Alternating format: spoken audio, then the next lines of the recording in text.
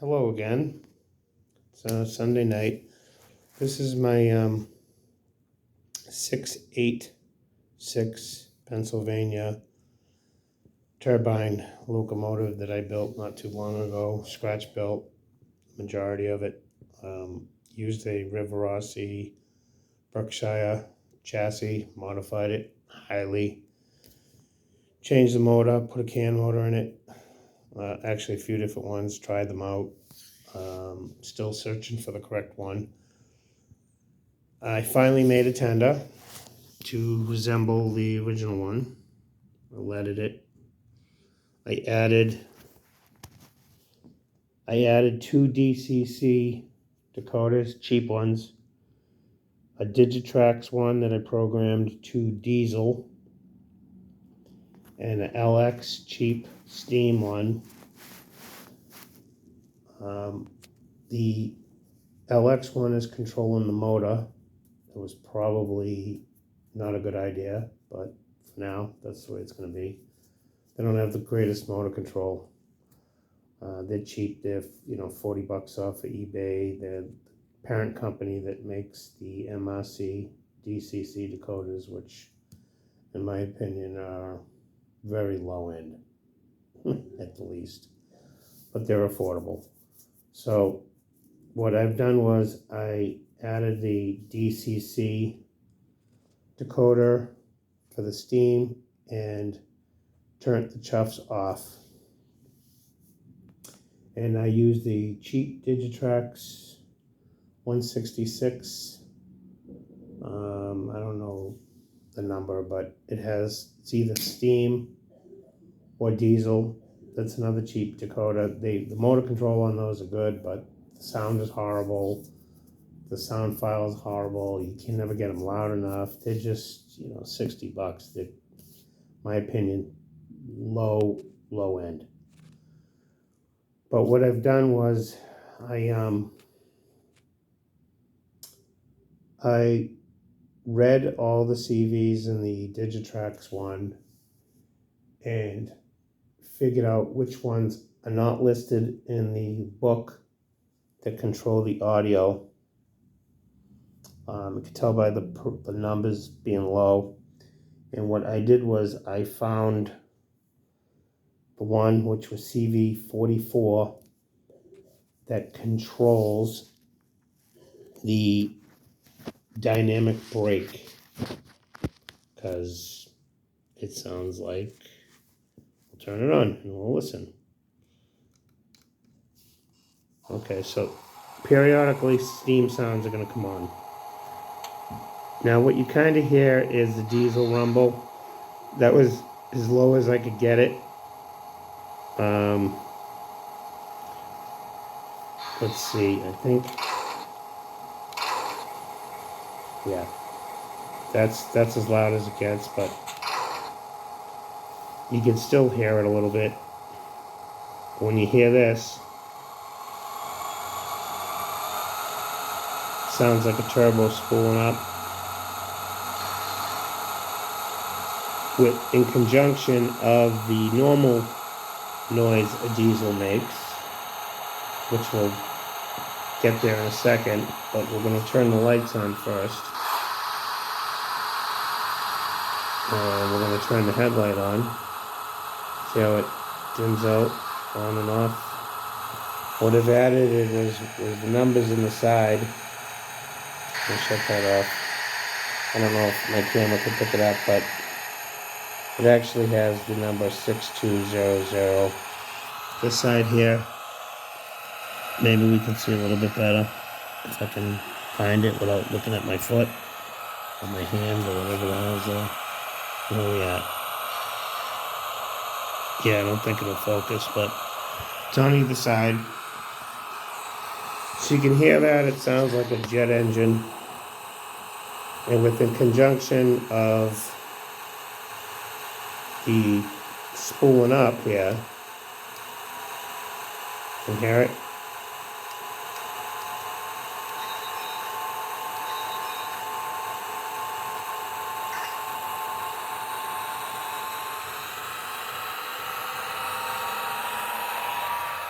It's as close as I can get to sound like a turbine motor, locomotive. Nobody makes a sound file for this except for Paragon for Broadway Limited. So this is the best I could come up with. It's not too bad. I sacrificed a little bit of speed from where they originally ran, because the DCC decoders only allow the motor to get 14 volts, where if I'm running off of my Power Command MRC Tech 3, it's getting 16, 17, 18 volts. So I sacrificed some speed.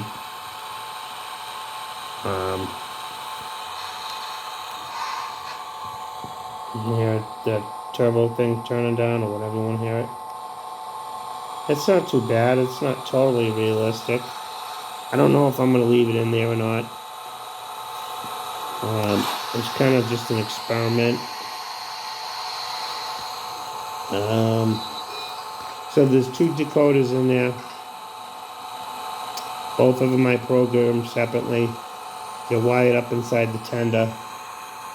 I made the power plugs for each decoder unplugged, so I can take the shell off the tender and unplug one and program it, and then plug it back in, or whatever, however I gotta do. Those taillights are homemade. What I did was, the little outer perimeter is a piece of shrink wrap, glued, very, very thin. I put a drop of crazy glue in there, let it dry, a little bit of baking soda, another drop of crazy glue, and then painted them red. I did the same thing for the light, for the reverse light, to make a lens. That lens is made out of crazy glue and baking soda. I'll shut all the noise off.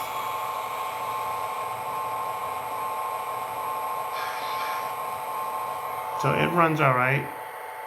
Just turn the noise back on. You can hear it, sounds like it's spooling up.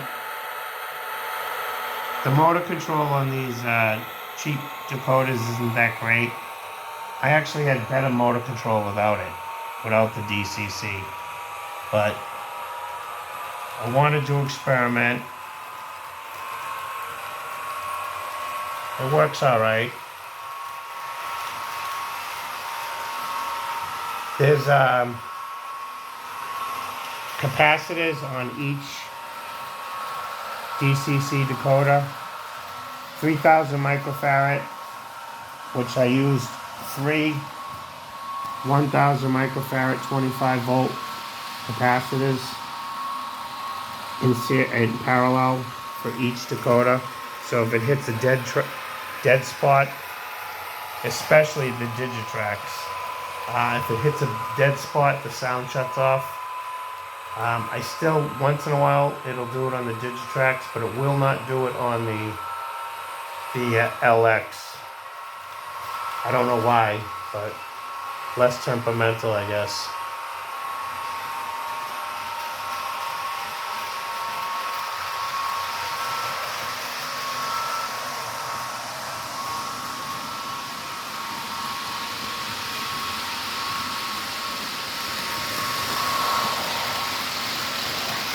Sounds all right.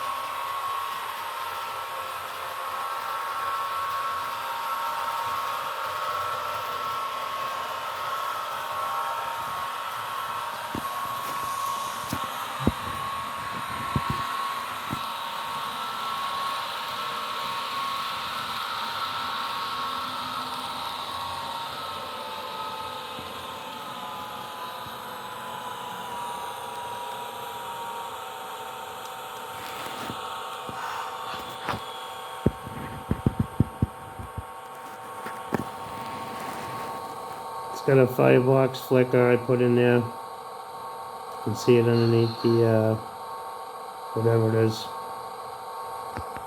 the firebox.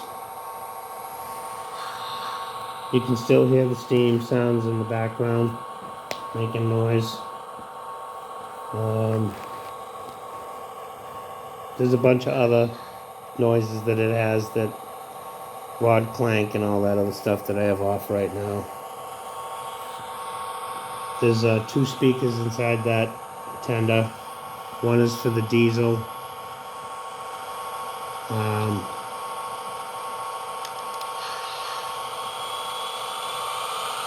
One is for the diesel decoder, and the other one is for the steam decoder. If I had the money, I would have used Soundtrax decoders. I would have used one diesel and one steam and done the same thing, but I did the best I could with what I had. I added some detail up in here, and there's some extra holes. You can see them in black. That's just for more sound to come out. Not to mention the decoders are in there. I didn't want them to get too hot. I added a ladder in the tender. You can see those. See the light shut off.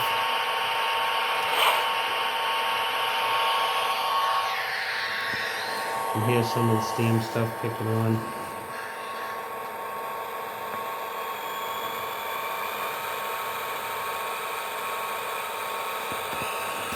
Anyway, leave a comment, let me know what you think.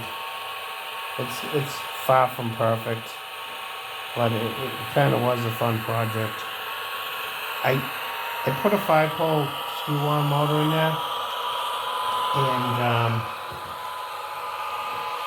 it just did not, once I added the DCC decoder, it did not have any speed at all. And I messed with the CVs, I turned up the maximum voltage for the motor and whatnot. It didn't have any speed. I mean, these things, originally, the rail train that they built ran 100 miles an hour. And I would have been lucky if it hit 50 scale miles an hour. I don't even think it went about that fast. That's about as fast as it went, full throttle. Right now, that's maybe 2/3 throttle with this motor. This is a cheap 3-pole motor in it. It's got plenty of speed.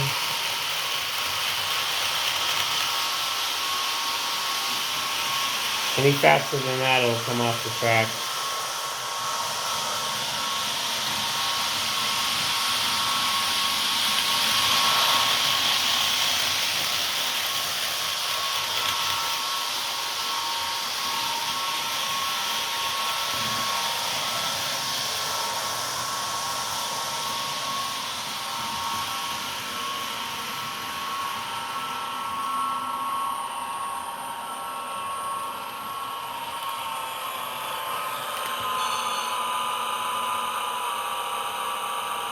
I gotta change the coupler too. It's got a problem with the coupler. When you slow down, sometimes the car pops off of it. Still has a horn hook coupler on it. I did have a Katy on there. I had to take it off because all my Pennsylvania passenger cars, I still have the original horn hooks on them, and I'm not planning on changing them anytime soon.